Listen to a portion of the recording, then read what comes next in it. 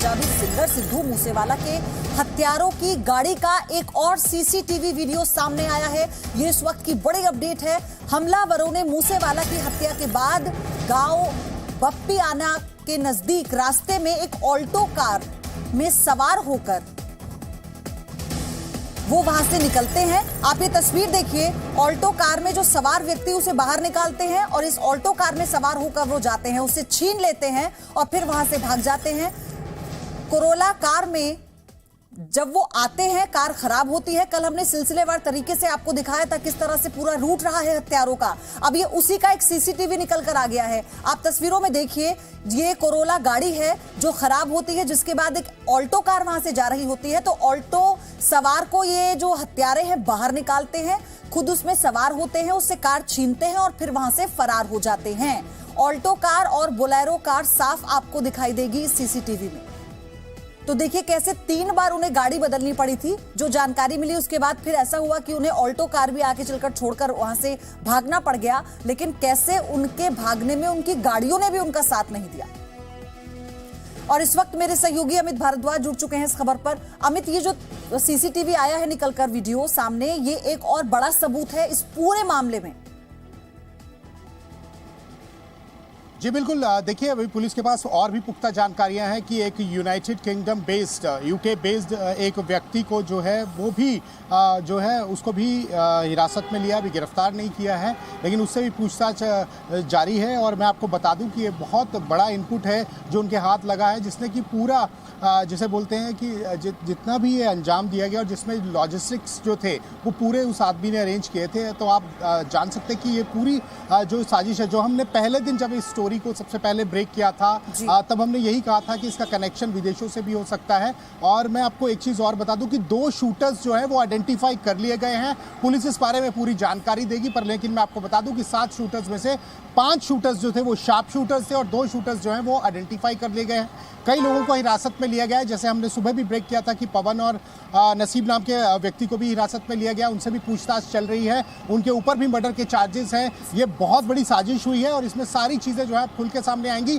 Police का अभी तक आधिकारिक बयान नहीं आया, लेकिन हमारे जो सूत्र हैं, बहुत विश्वसनीय सूत्र, एजेंसी जो खुफिया एजेंसी में लोग हैं वो भी जो इस जांच में शामिल हैं और जो पुलिस के लोग हैं वो भी इस जांच में शामिल हैं, उनसे भी हमारी बातचीत हुई है। इन्वेस्टिगेशन से ये चीज़ें बाहर निकल के आई हैं कि 2 शूटर्स को आइडेंटिफाई कर लिया गया है और ये लोग भागने की फिराक में थे, इनके साथी भाग चुके हैं, उनको भी जल्दी जो है आइडेंटिफाई करके उनको पकड़ा जाएगा। लेकिन यूके बेस्ड जो शख्स पकड़ा गया है उसकी गिरफ्तारी अभी नहीं हुई है, लेकिन उसको हिरासत में लेकर पूछताछ की जा रही है और पुलिस को पूरा शक है, जांच एजेंसियों को पूरा शक है कि सारी जो चीज़ों को बुना गया वो इसी के थ्रू बुना गया है। तो ये एक बड़ी साजिश है।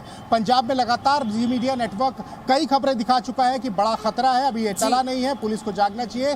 तो इस समय ये सारे इनपुट्स को लेना चाहिए और इसमें जो है पूरी कार्रवाई होनी चाहिए, क्योंकि आगे जो बड़े खतरे की साजिश है वो जो है नाकाम की जा सके, आतंकियों की भी, गैंगस्टर्स की भी, और इस गैंगस्टर कल्चर को पंजाब से बाहर निकाल के फेंक दिया जाए। जी बिल्कुल अमित, और सबसे बड़ी बात यह है कि जो तस्वीर इस वक्त निकलकर सामने आई है, ये नया सीसीटीवी वीडियो है जो इस वक्त जी न्यूज पर आप देख रहे हैं। इसमें स्कॉर्पियो गाड़ी आपको दिखेगी और कैसे जो हमलावर भाग रहे थे वो ऑल्टो सवार को पहले बाहर निकालते हैं, उससे ऑल्टो छीनते हैं, फिर उसमें सवार होकर फरार होते हैं, क्योंकि उनकी गाड़ी लगातार उन्हें धोखा दे रही है। आप ये समझिए कि कैसे इस पूरी हत्या को अंजाम देने के बाद जब हमलावर भागते हैं तो फिर उन्हें 3 बार गाड़ी चेंज करनी पड़ी। उसी का ये एक वीडियो है जब वो ऑल्टो कार में सवार होते हैं, वहां से एक व्यक्ति अपनी कार में जा रहा होता है, उसे उस कार से निकालते हैं और फिर उसमें सवार होकर वहां से रफू चक्कर हो जाते हैं। तो ये वीडियो इस पूरी जांच में एक बहुत महत्वपूर्ण सबूत के तौर पर भी देखा जा रहा है।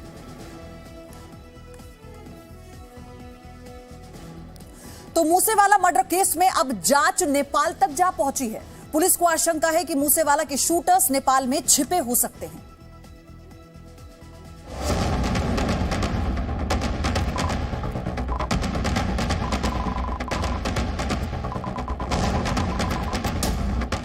मानसा में मर्डर,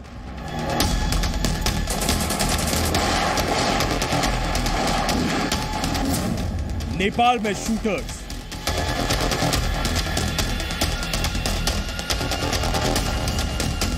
उनतीस मई को पंजाब के मानसा में हुई सिद्धू मूसेवाला की हत्या की जांच पंजाब, हरियाणा, दिल्ली के साथ साथ अब नेपाल तक जा पहुंची है।